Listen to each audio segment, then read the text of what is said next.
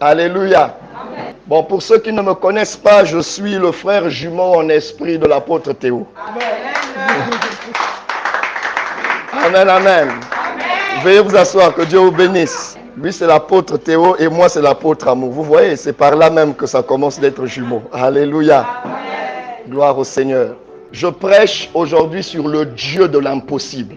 J'aimerais vraiment que ce soir, Dieu nous fasse du bien dans sa parole. J'ai choisi 3 textes que j'aimerais qu'on lise, sinon 3 versets. Le premier verset, c'est dans Genèse 18, verset 14. Y a-t-il rien qui soit étonnant de la part de l'Éternel? Je ne sais pas si quelqu'un a une autre version. Moi, je connais comment c'est dit dans la version Darby. Y a-t-il quelque chose qui soit trop difficile pour l'Éternel? Au temps fixé, je reviendrai vers toi et Sarah aura un fils. Amen. J'aime beaucoup cette version. Seulement à cause de ce verset-là, j'ai même envie qu'on acclame déjà le Seigneur.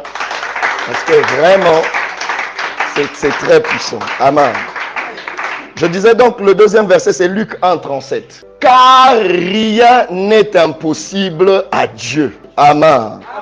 Enfin, le dernier verset, Luc 18, verset 27. Ce qui est impossible aux hommes est possible à Dieu. J'aimerais que ce soir, nous fassions une étude sur la nature de notre Dieu. Je prêche aujourd'hui sur le Dieu pour qui rien n'est impossible. Pour essayer de vous faire comprendre ce que je vais partager avec vous, j'aimerais vous dire quelque chose qui peut paraître un peu sévère.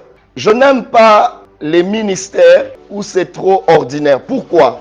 Parce que nous venons de lire 3 versets qui nous parlent de la nature de Dieu. Et la nature de notre Dieu est telle qu'il fait des choses impossibles. Le miraculeux fait partie de notre vie. Amen. Le miraculeux fait partie de notre vie. Amen. Si quelqu'un ne vit pas le miraculeux dans sa vie, je ne sais pas comment prouver qu'il a Dieu. Je n'aime pas les églises où c'est trop normal. Je viens tout simplement rappeler à quelqu'un, tu le sais déjà, mais tu vas encore bien le savoir aujourd'hui. Tu sers un Dieu qui fait des choses impossibles. Si vous êtes trop intellectuel, vous risquez de ne pas voir la gloire de Dieu. Parce que notre Dieu échappe à la raison. Notre Dieu échappe à la logique. Notre Dieu échappe à l'intellect. Alléluia. Amen. Et c'est ça qui fait qu'il est Dieu. Est-ce que tu sais que Dieu n'est pas un homme?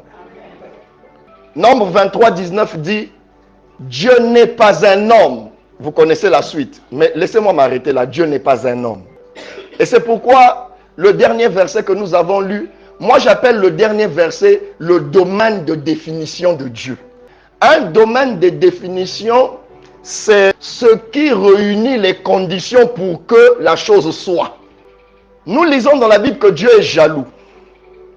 Et je pense que dans sa jalousie, Dieu a pour nature de faire des choses que l'homme ne peut pas faire. C'est-à-dire que Dieu serait mal à l'aise s'il faisait quelque chose et que l'homme vienne faire la même chose. Vous comprenez? Donc Dieu s'inscrit dans le domaine de l'impossibilité. D'ailleurs, je vais te dire une chose. Ta vie est faite des choses possibles et des choses impossibles. Si tu passes toute ta vie à ne vivre que dans l'aspect des choses possibles, à ce moment-là, il y a beaucoup de choses qui ne se feront pas. Il y a des choses qui sont appelées à se faire dans ta vie, mais qui sont de l'ordre de l'impossible. J'ai envie de dire à quelqu'un ce soir que le miraculeux fait partie de notre vie.